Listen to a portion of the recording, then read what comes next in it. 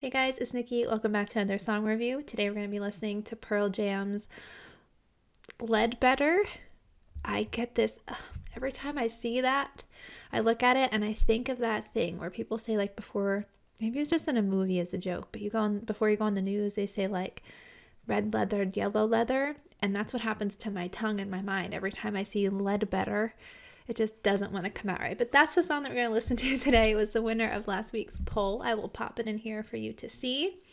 And I'm excited to check out another Pearl Jam song. I've really been loving their music so far and just the meanings behind their songs. I just think they're really good. And for me being very new to listening to this band, I think they're quite awesome. So without further ado, let's pop our headphones on, turn it up. Oh, and by the way, I didn't know which one to pick because I kind of wanted to pick a video, not just audio. So I'm going to go with Live at Madison Square Garden. I'm not one to go off of like numbers and views, but this one has 8.5 million, which it seems like is the most from like a live video. So I think that's the one to click. I hope that's okay with you guys. And here we go.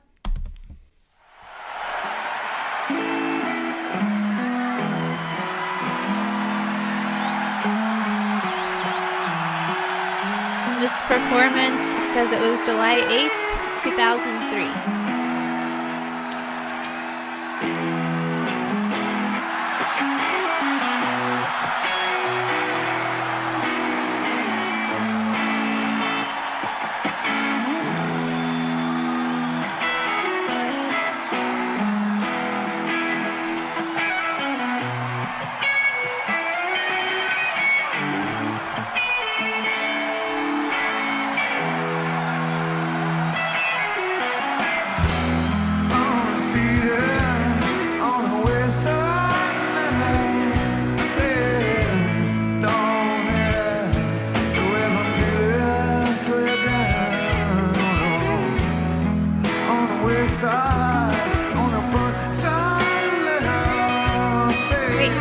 He looks so different. That's him.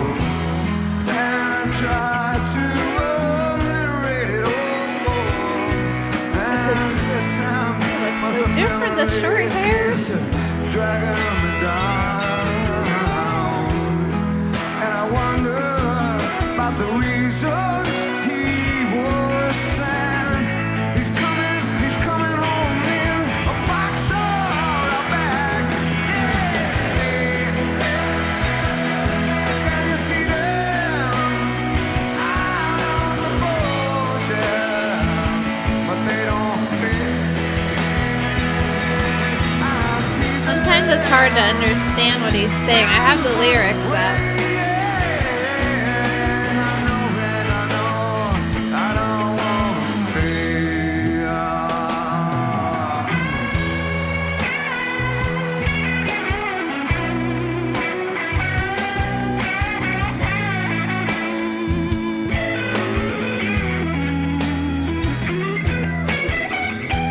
I like how that sounds.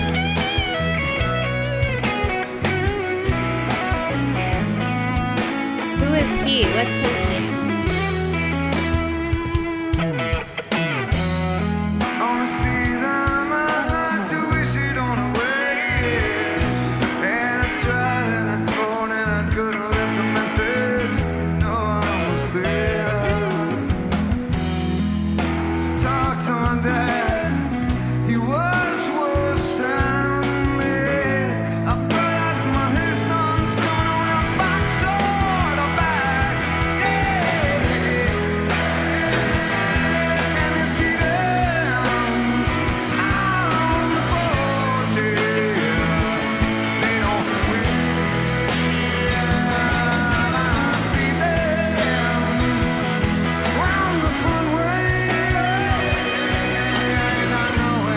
I can't believe that's him.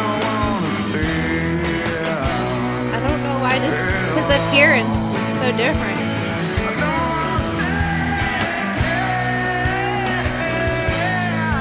Me being a noob to Pearl Jam, I say that.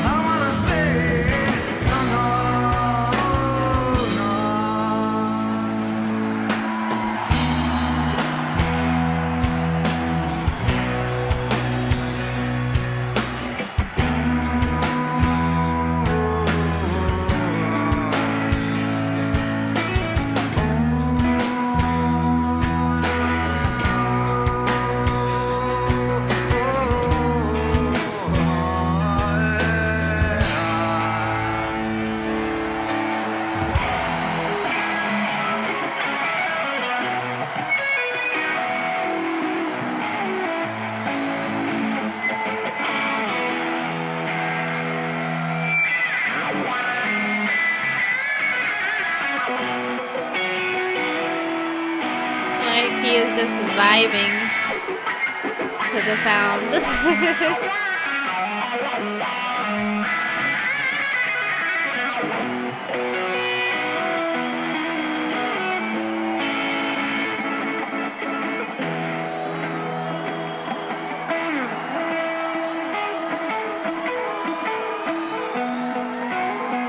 guitar looks all worn in, I think. Unless that's just the look.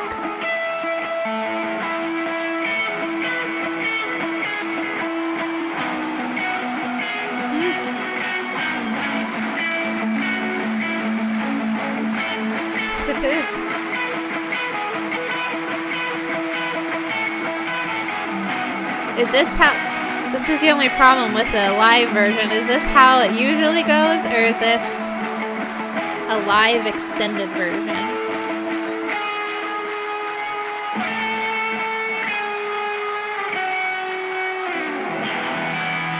Ooh, this sounds so cool. He is great. Who is that?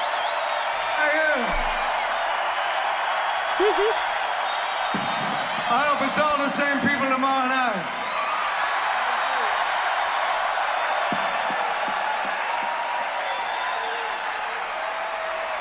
Oh, so was that maybe the end of the performance? If not, I hope to see you again.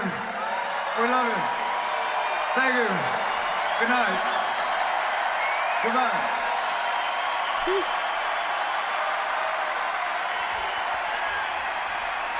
Very cool. Okay, so I don't know if that was the right version to start with or not, but I really enjoyed it, especially that guitar.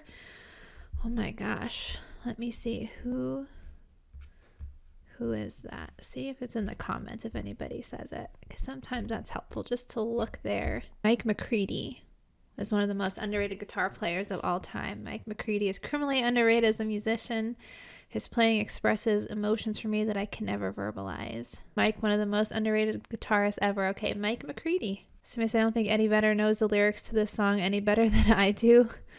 But this has always been my favorite Pearl Jam song, and I've been listening to them for 30 years. I love that they played a 2.5-hour show, and they're all perfectly happy and comfortable with Mike just taking the last 3 minutes to himself, improvising a beautiful outro, and getting applauded by the other musicians. Incredible. That's cool. Okay. Even if I should have listened to the album version, I'm so glad I picked this version. I usually try to say it in the poll if I'm going to do live or an album, or at least when I'm going to do live, I try to say it, but I just kind of winged it for this one, so I hope that's okay. Let me look into the meaning behind the song. I kind of want to say, oh wait. I don't know. I don't know what this is about. I was thinking something else, but then that doesn't really make sense with the lyrics. Unsealed on a porch, a letter sat, then you said I want to leave it again. Once I saw her on a beach of weathered sand, and on the sand I want to leave it again. On a weekend I want to wish it all away, and they called and said that I want what I said, and then I call out again. And the reason I ought to leave her calm, I know. I said I don't know whether I'm the boxer or the bag. So it's about a relationship, maybe? I don't know. Let's see. I headed to Trusty Song Facts. Trusty, I don't know. But it says, there are 2 prominent theories regarding the title of this song. One, the name Yellow Ledbetter derives from an old tongue twister in which you try to say yellow better, red better as fast as you can. Is that what I was thinking of when I said leather? I thought it was leather, but maybe that's what it was. Just a few times repeated, the words become jumbled, and you get Yellow Ledbetter. They used it as the name of the song because the lyrics are indistinguishable, just like the tongue twister. My husband said something about this song that he changes it or something. I don't really know. Only listened to it one time. I have no idea what the lyrics actually were in the past or will be in the future, but he said something that he heard that he mixes it up or something. I don't know. Maybe you guys can tell me more about that. But it says, okay, the other theory is it's a tribute to Eddie Ledbetter, known as Leadbelly, who was once the founding fathers of the blues in the 1930s and recorded much of his music while in jail for assault. Leadbelly wrote and recorded many classic tunes that were covered generations later and have been covered by many bands, like Midnight Special and Where Did You Sleep Last Night? Oh, the real meaning, however, well, why didn't they just tell me that? As stated in 5 Against 1, The Pearl Jam Story by Kim Neely, is that the title was a joke in honor of a Chicago friend of Eddie Vedder's named Tim Ledbetter. I feel like they should have put that first instead of letting me read the theories, but hopefully you guys aren't like, no, that doesn't make any sense. That's not right. Okay, Eddie Vedder admits that he changes the lyrics. Oh, okay, so this is probably what my husband was talking about. Eddie Vedder admits that he changes the lyrics and meaning of the song when he performs it, but he wrote Yellow Ledbetter with a specific story in mind, which he told at a concert in Newark, New Jersey on August 7th, 2008. He asked if anyone had any questions, and a fellow asked what the lyrics to Yellow Ledbetter were. Instead of going word for word, Eddie simply told the story of the song. Oh, this is a lot. Okay. Grab your popcorn. It was written during the first Gulf War in 1991 when Papa Bush was president, as Eddie calls George H.W. Bush. The story is about a young grunger kid all dressed up in his flannels with the long greasy hair. His brother goes off to fight in the war and gets killed. He gets a letter that comes in one of those yellow army envelopes and learns of his brother's death. So all upset, he decides to go out and walk it off. On his walk, he passes by a neat, middle-aged or elderly couple sitting on their front porch having some tea, and he sees that they have an American flag out. He gives a wave because he feels like he relates. The flag, my brother, you know. But they don't know, of course. They don't know what's underneath the grunge and the long hair. All they see are the outward appearances, and they don't wave back. The song has changed its meaning over time, and Eddie changes the words to suit whatever's on his mind, sometimes resulting in, as he puts it, total nonsense. What? That's wow. I've never heard of a song like that where the meaning changes over time and the words change over time.